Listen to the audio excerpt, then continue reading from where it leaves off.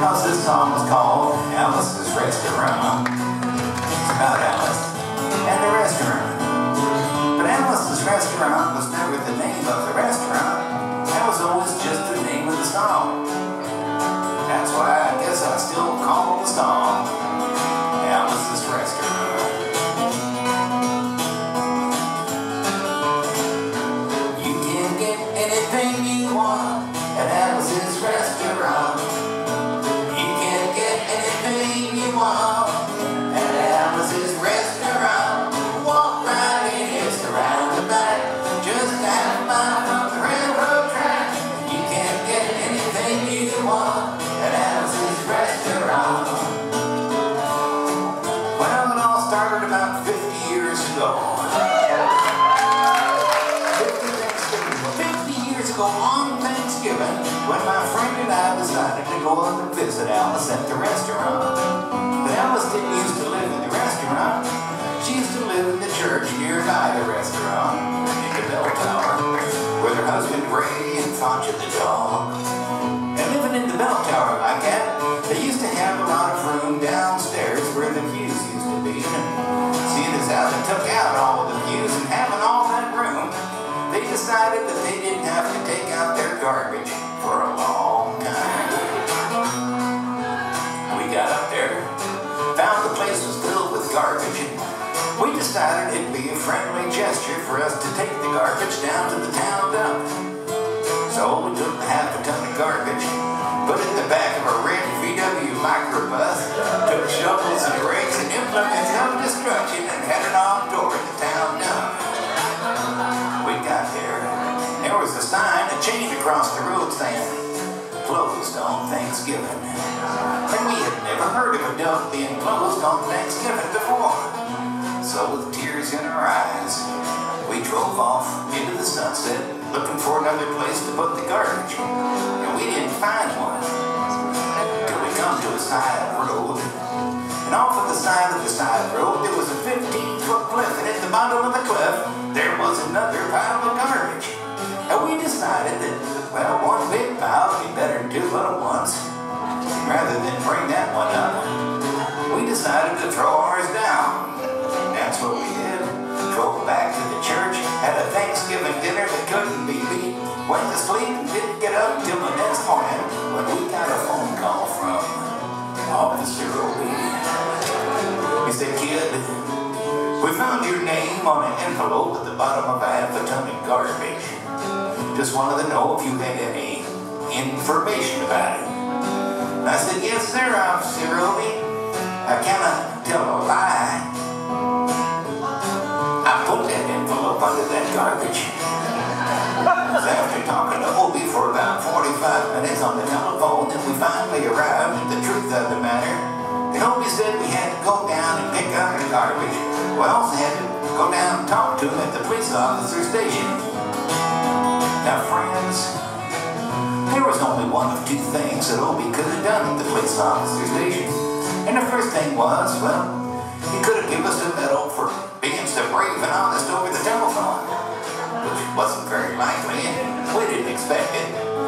And of course, the other possibility was that, well, he could have bawled us out and told us never to be seen driving garbage around the vicinity again, which is what we expected. But when we got to the police officer station, there was a third possibility we hadn't counted upon. We was both immediately arrested, handcuffed. And I said, "Obi, I don't think I can pick up the garbage with these handcuffs on." He said, "Shut up, kid. Get in the back of the patrol car." We sat in the back of the patrol car and drove to the, quote, "scene of the crime," unquote. Now, friends, I want to tell you about the town of Stockbridge, Massachusetts, where this was happening. They got 3 stop signs, 2 police officers, and 1 police car. But when we got to the scene of the crime, there was 5 police officers and 3 police cars, being the biggest crime of the last 50 years, and everybody wanted to get in the newspaper story about it. And they was using up all kinds of cop equipment they had hanging around the police officer station.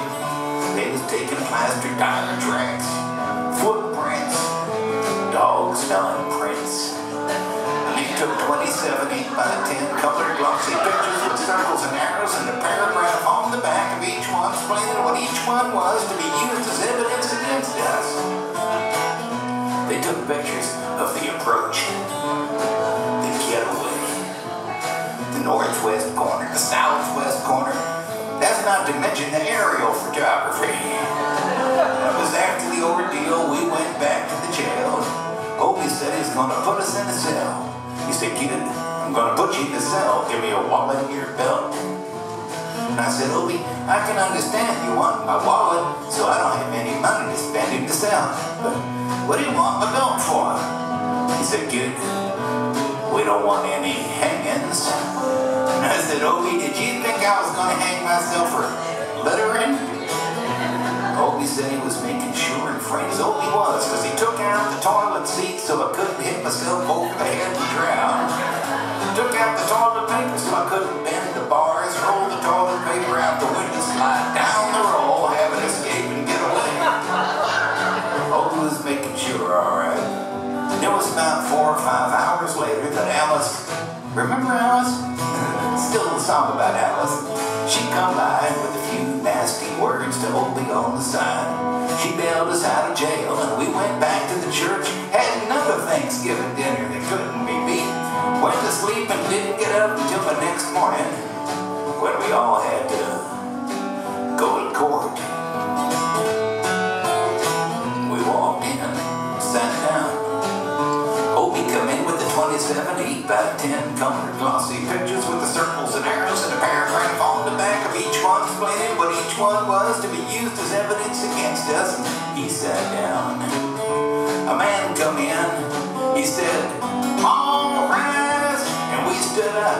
And Obie stood up with the 27 8x10 colored glossy pictures, and the judge walked in, sat down with a CNI dog. He sat down. We sat down. Obie looked at the CNI dog and at the 27 8x10 colored glossy pictures and looked at the CNI dog. And Obie began to cry. Because Obie come to the realization that, well, this was a typical case of American blind justice. And there was no way the judge was going to look at the 27 8x10 color. And it didn't matter. Because we was fined $25 each, and we had to pick up the garbage in the snow. And of course, that's not what I come to talk about. I just thought I'd mention it. I thought I'd talk a little bit about the draft. And for those that don't remember or weren't there, back in those days, we used to have a thing called the selective service system, which meant that when you was a guy and you turned 18, you had to register with the selective service so that you could select some kind of service that might be of interest to you. If your choice was none of the above, they would help you by making the selection for you.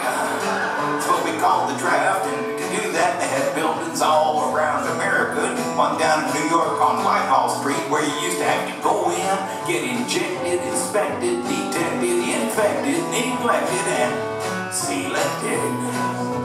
Now I remember I had to go in there one morning a long time ago for my physical examination.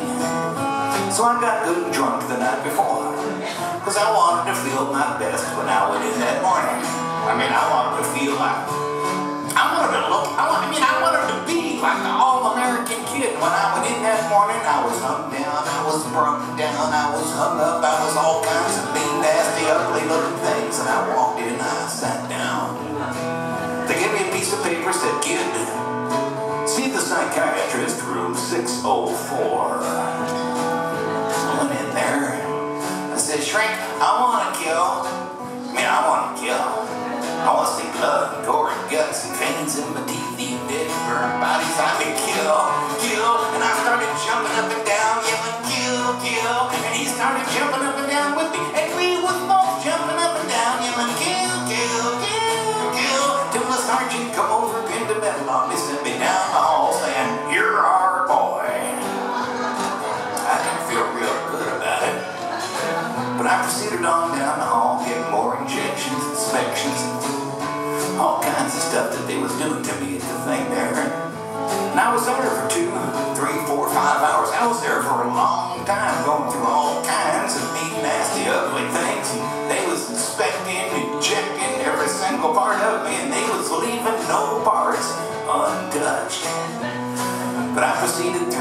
until I finally come to see the very last man. I walked up and said, "What do you want to see me about?" He said, "Kid, we only got one more question. Have you ever been arrested?" And I told him the story of the Alice's Restaurant massacre with 5-part harmony, full orchestration, all kinds of other phenomena. He stopped me there. He said, "Kid, did you go to court?" And I told him the story of the 27 8x10 colored glossy pictures with the circles and arrows. And he stopped me again. He said, "Kid, I want you to go over, sit down on that bench that says Group W. Now, kid."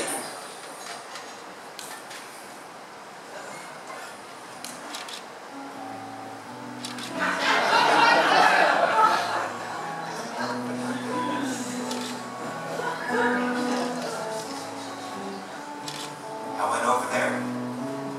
Group W. Group W is where they used to put you if you might not have been moral enough to join the army after committing your special crime. There was all kinds of mean, nasty, ugly-looking people on the bench next to me. I mean, there was mother rapers, father stabbers, father rapers. There was father rapers sitting there on the bench next to me. I mean, these was mean, nasty, ugly, horrible, crime kind of guys, and the meanest, ugliest, nastiest, the meanest father raper of them all was coming over to me, and he sat down next to me and said, "Kid, what'd you get?" I said, "I didn't get nothing. I had to pay $25 to pick up the garbage." He said, "Kid, what was you arrested for?" I said, "Littering." They all moved away from me on the bench. Give me the hairy eyeball and all kinds of stuff until I said, "In creating the distance." And then they all come back and shook my hand. We had a great time on the bench talking about crime, mother stabbing, father raping. We were smoking cigarettes and all kinds of stuff, having a good time. Till the sergeant come over. He had some paper in his hand. He held it up. He went like this. He said, "Keep the people got 47 words to them Texas. One at a time, the crime, get down, the crime, they gotta say, pretend two about the crime, the rest of them officers, they kind of thing gotta say." And he talked for 45 minutes. Nobody understood a word he said. But we had fun, filling out the forms, playing with the pencils on the bench. And I wrote down the massacre like I was supposed to, and I put down my pencil, turned over the piece of paper. And there on the other side of that piece of paper, I mean in the middle of the other side, away from everything else on the other side, underlined, capitalized, and quotated, read the following words: "Kid, have you rehabilitated yourself?" I went over to the sergeant and I said, "Sergeant, you got a lot of call to ask me if I rehabilitated myself. I mean, I'm sitting here on the bench. I'm sitting here on the Group W bench because you want to know if I'm moral enough to join the army, burn women, kids, houses, children, villages after being a litter bug." He said, "Kid, we don't like your kind. We're going to send your fingerprints off to Washington." And friends, somewhere in Washington, enshrined in a little folder, is a study in black and white of my fingerprints. They're still there. They've been there 50 freaking years. And so the only reason I'm singing you the song tonight is because they've been adding to the collection recently. I'm singing the song because you may know somebody in a similar collection. Even some of you could be in a collection like that. And if you find yourself in a collection like that, you don't know what to do. There may be only one thing. Well, there may not actually be anything you can do about it, but there's something you can try. And that's to be wherever it is you are, as it were. Stop whatever you're doing and go something like this. You just say, "You can get anything you want at Alice's Restaurant." That's it. Just a couple of bars. Alice's Restaurant out in the middle of nowhere. I mean, imagine one person doing that. Probably not worth collecting. But imagine two of them. Maybe two of them trying to get married in Texas, Ohio, or something. Or 3 of them out in Utah, Idaho, I don't know. Or 50 of them. Or maybe 50,000 people stop whatever they're doing somewhere and start singing a few bars at Alice's Restaurant. It'd be worth we're singing along, and even the people collecting it might start joining in. And when you get a song that's worth joining in on, it's what we used to call a movement. Now one of these days, somebody's going to write that kind of song. It's not this one. But while we're waiting for that one to get wrote, we can practice on the one we got. It's not that hard. So we'll wait for it to come around here on the guitar and give it a shot.